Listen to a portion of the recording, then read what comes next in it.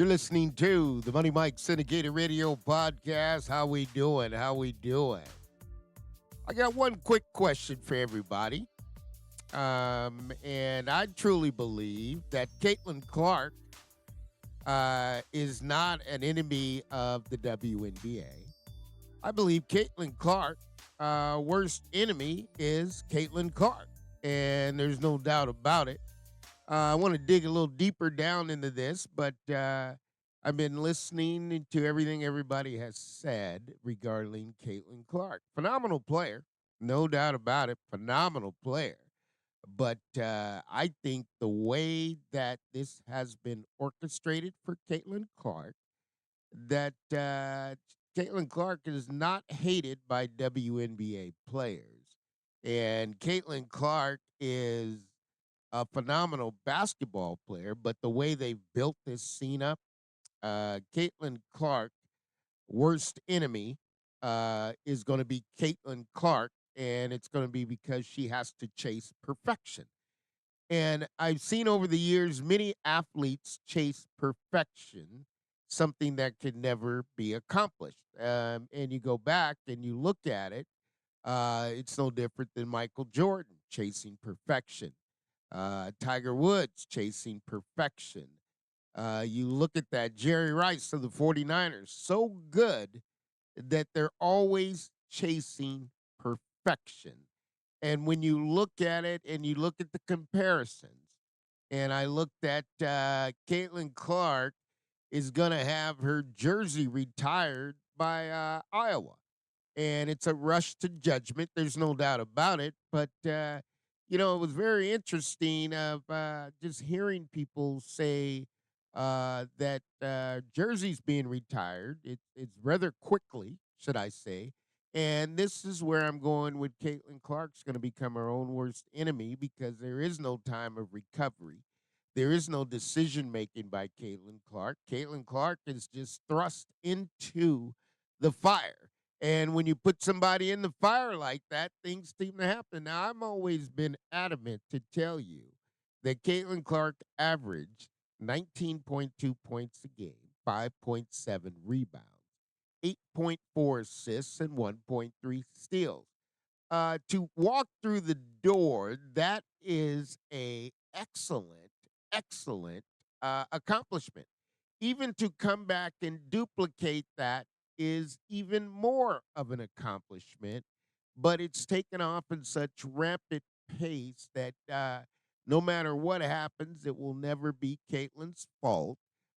You will be able to look at it as the games go, and it's going to be somewhat of an uphill battle. Now, here's where the uphill battle gets a little confusing. You got Asia Wilson gets a 6-year contract, and I looked at that Nike situation. I looked at it backwards and forwards, and I really come to the conclusion. Caton hasn't mentioned Nike, but the fact that Nike has been engaged with Caitlin since she was in Iowa, I'm sure they've laid out her plan for the signature shoe. Now, when you look at Asia Wilson and you look at what Asia Wilson has done, Asia Wilson is by far the most dominant player in the WNBA. If you look at the career highlights and awards, I mean, it's just a long list. It's about 3 miles long. Doesn't matter if two-time champion, WNBA Finals MVP, three-time WNBA MVP, two-time Defensive Player of the Year, six-time WNBA All-Star, four-time WNBA First Team. I mean, the list just goes on and on and on. And when you look at that and you look at it collectively, you have to say to yourself that Asia Wilson is done all that she can do and has cemented her place as the best player in the WNBA. I mean, there's nobody more dominant than Asia Wilson, and that's something you got to put in consideration when they gave her the contract. But because everybody is pressing Caitlin so much that she has to do more, she has to do more, she has to do more, and eventually that's going to catch up to you. And when it does, I mean, you're trying to make something out of nothing in comparing Caitlin Clark to Juju Watkins. And I don't, for the life of me, I don't understand why you would take time out to compare Caitlin to somebody that's 19 years old and a sophomore in college. Caitlin is going in her second year in the WNBA. But the history of it and the way everybody want to looks at it is people are trying to compare and say Caitlin and Juju. Juju Watkins is a whole nother cup of tea, the best player in the world. And it's hard for everybody to fathom what that means, but I'll try to give it to you a little breakdown and let you understand that Caitlin is just going to fight an uphill battle.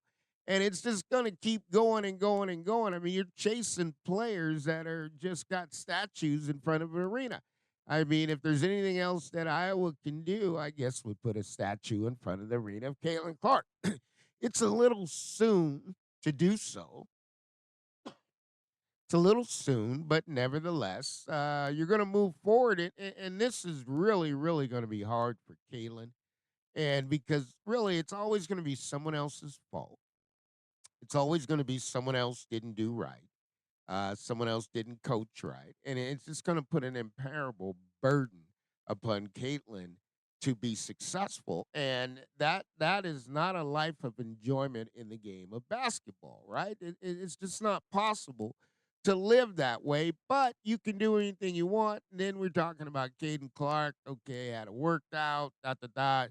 Shows how big, how buff she is. In all honesty, folks, that Caden Clark looks like a player that's had a couple time off, ate a lot of food, gained some weight. Okay, because it's kind of hard to gain weight uh, in a matter of 2 months, right? It's kind of hard to go 10 pounds in 2 months. I mean, you got to do a lot of things, a lot of supplements. And I think what Kaylin may have done is rested her body, and it's starting to get back in shape. I looked at her in the workouts that they kind of showed, and for the life of me, I always try to tell you, is this really high school basketball? Or are we talking professional basketball? Because if we're talking professional basketball, then we got to look at this thing collectively and say, okay, Caitlin, I mean, you guys showed us a workout, but he didn't show us anything. Now, you know what I think Caitlin's doing right now in her work? I probably think Caitlin's putting up about 1,000 shots a day, right? You didn't see that in the film. Caitlin's gonna have to figure out how to work the left side of the floor. You didn't see that in the film, and they're trying to teach her how to play chest to chest. Now, what's the challenge with that? Is everything that's being taught to Caitlin right now. If you look at it and you say, wow, they're doing a lot of teaching and they're walking through and they're showing her everything that she needs to do. Well, here's a clue on that. Juju Watkins, everything they're trying to train Clayton to do, Juju Watkins does that today. That's the difference between Caitlin and Juju. Juju Watkins was trained by Phil Handy, longtime Laker assistant, has worked with pros all the way up to the top and knows the game very well. And when you bring it to Juju, here's the thing. Someone else, you mentioned Hannah at Notre Dame. That's no comparison. Folks, I'll tell you this. And this is an unfortunate thing for Kalen, but you're being thrust up against no matter who picks up a basketball, that you're automatically going to be told you're better than that player. And this is virtually impossible to be better than Juju. It's virtually impossible because Phil Handy has put all the work in. And now you got a couple players that didn't have that work. Iowa didn't put that in to pro basketball. And that's why George Carl, former Warriors coach, former Seattle Supersonics coach, is saying Juju is one of the few players can play in the NBA. Why? Because she's been trained to do that. And here's the sad part about it. You bring up names like Hannah of Notre Dame. That's a tiny guard, folks. Juju Watkins going to revolutionize the game of guards. They're going to the big guards now. That's why I tell you, when you get to Rennie Howard, you get to Rakia Jackson, you start getting to these players, and these guys are big time players, folks. And when you get the only thing Rennie Howard's not had is a co-pilot. And if Atlanta Dream is smart enough for Nate Montgomery, you draft the right player to go and win it, they're going to win some games. Washington Mystics are going to win some games. Eastern Conference is going to be loaded.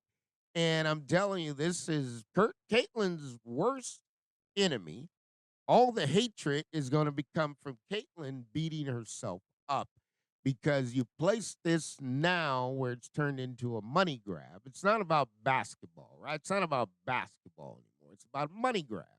And when you make the game a money grab, you're not really paying attention to the sport. And you look at Iowa.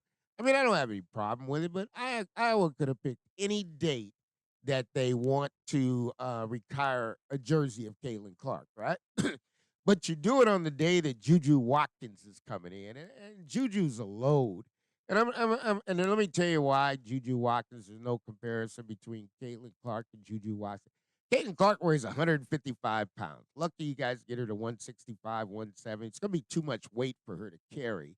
But, when you look at Juju, Juju is not only bigger and taller, 6'2, 6'3", but Juju's going to outweigh you by at least 25, 30 pounds, really. And that's a load. That's a load to handle for anybody in the WNBA. That's a tremendous load because Juju plays the game chest to chest, right? So she just plays you face up. You're not going to steal the ball. And when I hear people talk about Hannah at Notre Dame, that's a little guard, folks. That's an ISO. And the WNBA, the coaching is ratchet up. It's changing. So you're going to see more isolations. And with Juju, Juju just can walk in and get 40 points in the WNBA all day long. The guards are too small. They're too small for Juju. Juju is a big cat. And when I talk about big cats and you talk about big time players that are coming in, when I first went out and I watched I had an opportunity to watch LeBron James on opening night, and let me tell you what the first thing that I saw about LeBron James came into Sacramento. It's a home opener. He's 18 years old, and I looked on the floor and I said, "Man, when you watch a game, folks, down from courtside, it's one thing to be at lower level or go up to the upper tier, but if you ever get a chance, it's well worth it. Spend the money. Watch a game courtside, and you'll realize how big LeBron James is." If you watch a game courtside, you're going to realize how big Juju Watkins is, and that's too much weight for any WNBA player to compete against. You're giving up 25, 30 pounds. Okay, and that's a lot of weight to give up, and that's a 19-year-old. That's why I said if it came down to it, I mean, you'd almost have to be blind to not take Juju out of high school, number one, not to take her last year, number one, because of the potential. You got to understand here. Here's where the potential and you got reality coming in. Right now, they're trying to teach Caitlin Clark everything Juju Watkins knows. And Juju Watkins knows it well. I mean, shoot the three, block shots. I mean, and folks, when you get to the college game, please understand that's a system. And that's a huge difference from going in there. But when you talk about Rennie Howard's a big time player, right? You're not gonna do anything with that. And then you get over here to Jewel Lloyd. Jewel Lloyd is a big time player, right? Talking about generational talent. This is Kobe Bryant to the finest, right here, right? And then you wanna walk down. I never want to get you confused with Asia Wilson. And the reason why I don't want to get you confused with Asia Wilson, okay, is the fact that Asia Wilson is such a great player and Asia Wilson has earned all of her stripes. I mean, every stripe that Asia has, she has earned it. And when you get into that, folks, you gotta understand that you're talking about players. Juju Watkins, just a tremendous player. Just you can look at it, and I hear people talk about this all the time. And I want to really clear this, folks. And you'll hear me say this and I'll say it in a funny way, but being condescending. Yeah, maybe this is not high school basketball. Okay. And when you get to college, you got to realize college is not pro basketball. All right. College has a system. You got Gottlieb coaching, the Gottlieb family, well known in basketball, been coaching, developing, done it all. Right.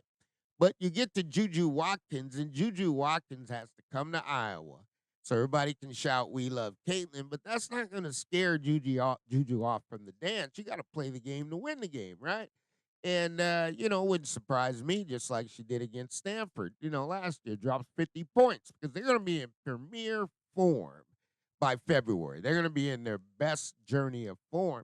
And I'm just letting you know, I mean, this one here is bigger and better than anything else. But I mean, like I said, the worst thing that you could do, okay, when you get a Juju And she's already been pro trained by Phil Handy, longtime assistant of the LA Lakers, now in the Unrivaled League. And also Juju's joining Unrivaled as an owner, right? So this game is bigger than what it may be perceived, and it's being represented by Clutch Sports, which you can never go wrong with Clutch because they're going to control the destiny. But for Caitlin, I just feel really bad. And the reason I do, because it turned into a money grab, and I got someone here that I like, Caitlin Clark, as a fan.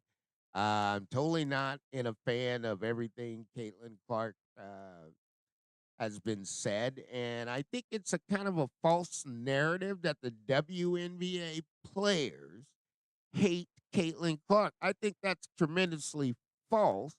And I think what the narrative really has been coming across has been questioned is it's not whether the WNBA players, but it's they're saying the Fever fans hate WNBA players, but they reverse the communication of that to say WNBA players hate Caitlin. WNBA players don't hate Caitlin. It's the amount of hatred that goes out to the other players because now they want Caitlyn to be on top of everyone at all times. And folks, that's a recipe. It says the Money Mike City Kitty Radio podcast, powered up by Fanatics. That is a recipe for failure, right? Because you can't put her ahead of everybody. I mean, you did the Time Athlete of the Year, and at the end of the day, I mean, did Caitlyn deserve that? She said, "I earned it," or did Simone Biles earn it? The Olympic gold medalist, right? You got an Olympic year. I mean, she won the gold. I mean, you got to really look at that. You got to look at the Dodgers Otani, right? Because the Dodgers Otani had World Series championship, won, and the athlete of the year, which I mean, you're gonna give it to whoever you want to do, and Time is just like everybody else. I mean, don't get me wrong. I mean, Time will pay you enough money to do the article, and then also they want to sell subscriptions too, right? But when you get to stepping over individuals that have had historic years, and you're pressing Caitlin to be there. Understandably, got denied on the Olympic team, but you pressed her in the first team All WNBA, and now you pressed her in the athlete of the year. And as soon as she opens her mouth, okay, and says something true from her heart, she gets criticized for it, right? So you're taking a game that Caitlin enjoyed, was her freedom to come and be on the court, and now you got a big old circus going in, and I don't know how you're gonna fix it, right? Because at the end of the day, I mean, you gotta look at Asia Wilson. Asia Wilson averaging 26 points, 11 rebounds, 2.3, and 1.8 steals. I mean, Asia Wilson is a monster. I mean, that's a monster in the mayhem, and it's tough to deal with. And I just feel bad because I think how this is all gonna shake out. Caitlin Clark, biggest enemy, okay, is going to be Caitlin Clark. There's nobody else standing between Caitlin Clark and herself. And I think that eventually is going to catch up. I mean, it's going to catch up to the point where, it's not going to be a game of happiness. And if you look at it, I got a prediction that I'll tell you on the free agency of the WNBA. My prediction is everybody's coming to the Eastern Conference. That's right. Everybody's coming to the Eastern Conference, right? Because they all going to want to play against Caitlin. And some of these teams, I'm telling you, you got Chicago feeling down there at the bottom. They're going to be bouncing back up. I mean, you got a lot of teams are going to be bouncing back up. And it's going to get harder and harder to get victories because here I see the Liberty. I think is the best team, right? And this is where it gets unenjoyable for Caitlin. Liberty went 32-8. They had Laney Hamilton got hurt a few games, didn't play. If Laney would have played those games, they might have been 38-4 maybe. I mean, they're good. Connecticut Sun, they still got a lot of pieces. Don't know if they'll stay together, but they got a coach, and he's got a lot of experience. So and every coach that they bring in, they're bringing in for one reason. One, you got to stop Caitlin, right? That's why you bring them in because what she did last year, they're not expecting it. But the Sun went 28-12, right? You got the Atlanta Dream, they're a player away. If they knock it down in the draft, the Atlanta Dream will be competing. Rennie Howard is one of the best in the league, no doubt. Washington Mystics, they're retooled. They need a player or two away, and they're going to compete. And the Chicago Sky are going to compete. That one there is done, done, and done, right? Because now you got Tyler just brought in Paris, right? And we want to you talk about Paris played in the WNBA, the assistant coach, also the daughter of Bubba Paris, who was with the San Francisco 49ers. I'm born and raised San Francisco. Love Big Bubba was a big contribution to the Super Bowls, and Paris' mom is also a highly active in basketball, right? So that's a great hire that they brought in there, and you're gonna have to figure these things out, folks. Because I'm gonna tell you now, it's not gonna get any easier for Caitlin, and I got a strong feeling. I got a strong feeling that Caitlin Clark biggest enemy in the WNBA is going to end up being Caitlin Clark. And that ain't no doubt about it to me. And I only can tell you what I know. But this is the Money Mike Syndicated Radio Podcast. Asia got the contract.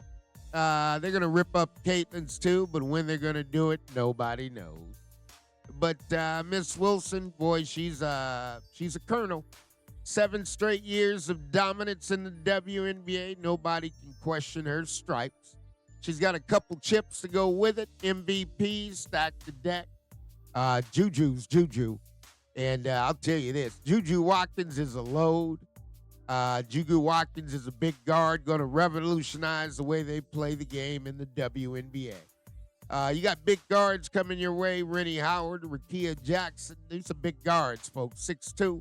The days of the 5'8", 5'9" guard being successful in the WNBA, I don't see that lasting too much longer. But when you get a big timer, she's going to go on up to Iowa. They can retire as many jerseys as they want. And as far as everybody else concerned, that jersey retirement, that's big time in Iowa only. That's not big time in the United States because nobody's interested, right? Asia Wilson, you want to look at it, there's the career highlights, the awards. It's a long one. I mean, geez, my knees. You talking about a colonel sitting there? My, nothing but a colonel. Asia's got statues. Caitlin should have one out in front of Iowa, too. But the worst enemy of Caitlin's going to be Caitlin. Nobody can do it any different. You're working out, I'll tell you. Unless you're showing me you're shooting 1,000 shots. You're working the left side of the floor and you're making you become ambidextrous. There's nothing you can do. And folks, I'll give you a little clue. This isn't college. Okay, this is professional basketball. The player's responsibility and duty is to work out every day. Okay, every single day. So when somebody says you're showing a workout, it's basically meaningless because at the end of the day, it's not going to be what you're showing. And Caitlin's got some work to do. Got to work the left side of the floor. Got to learn how to play chest to chest. Rennie Howard, best in the business, no doubt about it. Phil Handy got Juju ready. George Karl said, let's go. That's NBA training there, folks. You ain't going to get no better than that. Asia, 26 points, no doubt 11 rebounds. Caitlin, if she duplicated what she did last year, that'd be a successful season. And, of course, Angel, man, oh, man, like I tell you, it's coming your way. Jewel Lloyd, coming your way. Everybody's coming. The WNBA standings are where they are. I think free agency is going to load up in the Eastern Conference. That's right. They're all coming. They're all coming to the Eastern Conference, so stay tuned. Anescu, she's a good one. Ain't no doubt about it. They're going to retire that jersey they got to, Mikey. You know what? Courtney Williams, one of the best of the best. There's a lot of talent. Angel Weiss got a championship. Iowa's going to be Iowa. That's big down there, but that's not big to everybody else. But we're going to see where it's going to go. Stephanie White's working out the Golden Goose. Let's see where it ends. This is the Money Mike Syndicated Radio Podcast. We're powered up by Fanatics.